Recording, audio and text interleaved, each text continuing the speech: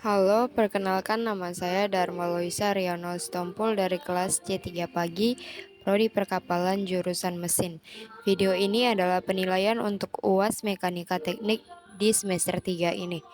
Di video ini saya akan membahas dua soal, masing-masing soal diambil dari materi gaya gesekan dan statika benda tegar. Soal pertama dari statika benda tegar adalah sebagai berikut.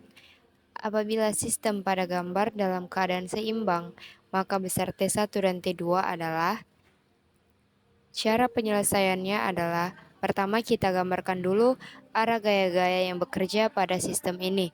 Kita lihat di sini ada balok, artinya pada balok bekerja gaya berat, di mana arah gaya berat itu ke bawah dengan simbol W. Nah, gaya yang kedua adalah T1. Gayanya ini sudah digambar ke kiri dan arah ini sudah mendatar, artinya T1 tidak perlu diuraikan lagi. Nah, kemudian yang kedua T2. Arahnya belum mendatar atau vertikal, artinya T2 ini perlu diuraikan dulu. Kita uraikan T2 ke arah vertikal seperti ini, disebut T2Y. Lalu kita uraikan ke arah mendatar, seperti ini hasilnya. Nah, ini disebut T2X. Lalu kita tetapkan syarat kesetimbangan statis benda tegar. Syarat yang pertama kita tinjau dulu arah gaya yang arahnya vertikal. Jadi nanti seperti ini. Sigma Fy sama dengan 0. Jadi jumlah gaya yang arahnya vertikal sama dengan 0. Nah, sekarang gaya yang arahnya vertikal ada dua. Yang pertama T2Y dan yang kedua W. Jadi nanti yang sigma Fy ini diuraikan lagi menjadi seperti ini. T2Y tambah min W sama dengan 0. Nah, T2Y itu positif karena T2Y arahnya ke atas, sedangkan yang W itu negatif karena arahnya ke bawah.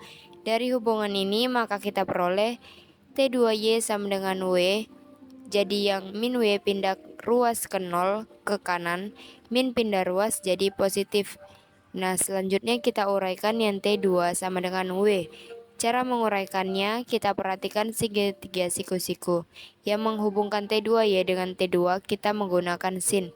Jadi nanti sin 30 derajat sama dengan T2Y per T2 atau depan bagi miring. Jadi dari sini maka kita peroleh T2Y. Cara memperoleh T2Y tinggal pindah ruaskan yang T2 jadi kali. Jadi T2 dikali sin 30 derajat.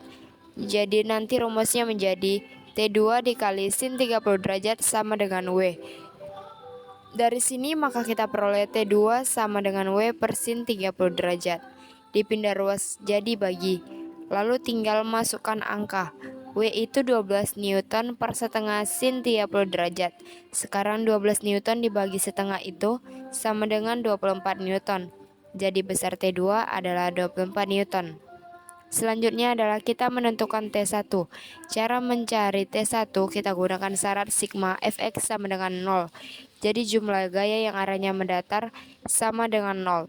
Di sini gaya yang arahnya mendatar yang pertama T2X, yang kedua T1. Jadi jika diuraikan menjadi T2X dikurang T1 sama dengan 0. T2X positif itu karena arah T2X ke kanan, T1 negatif karena arahnya ke kiri. Maka kita peroleh T1 sama dengan T2X.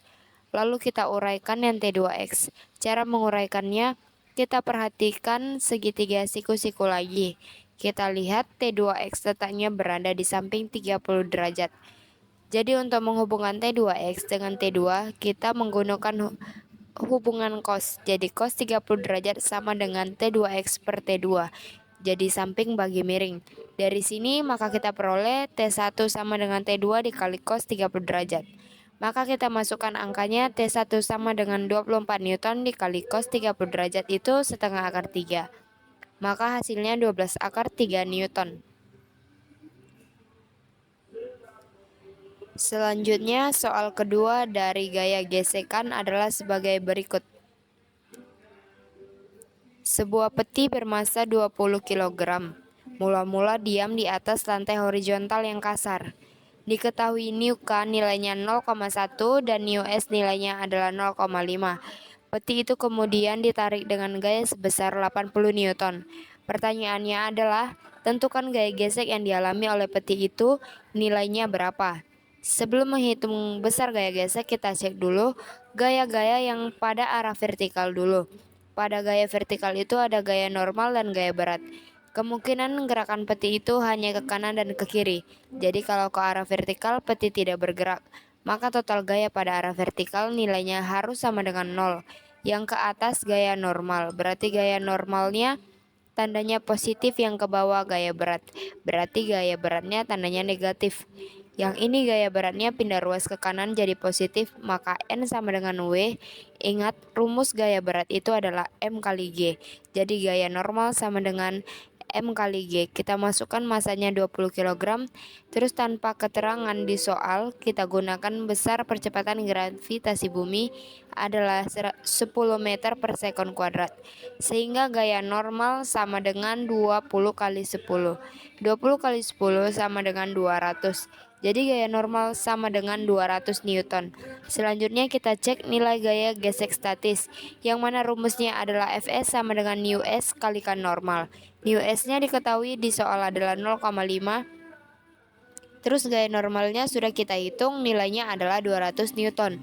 Sehingga Fs sama dengan 0,5 kalikan 200. Itu sama halnya dengan 200 dibagi 2. Hasilnya itu sama dengan 100 Newton. Ini adalah besar gaya gesek statis. Selanjutnya kita cek juga nilai gaya gesek kinetik, yang mana rumusnya Fk sama dengan nu k kalikan normal. Nu k-nya adalah 0,1, gaya normalnya 200. Jadi kita tuliskan di sini Fk sama dengan 0,1 kalikan 200. Itu sama halnya dengan 200 dibagi 10. Maka hasilnya adalah 20 Newton. Karena gaya F besar itu kurang dari besar dari gaya gesek statis, sehingga benda belum bergerak. Karena benda belum bergerak, maka di sini yang berlaku hukum 1 Newton. Yang pada horizontal itu juga hukum 1 Newton. Di sini yang ke kanan adalah gaya F besar. Terus yang ke kiri adalah gaya gesek. Sehingga kita tuliskan di sini F besar dikurangi F gesek sama dengan 0, F geseknya pindah ruas. Maka kita peroleh F gesek nilainya sama dengan besar gaya F besar. Besarnya adalah 80 Newton. Berarti bisa kita jawab besar gaya geseknya itu sama dengan 80 Newton.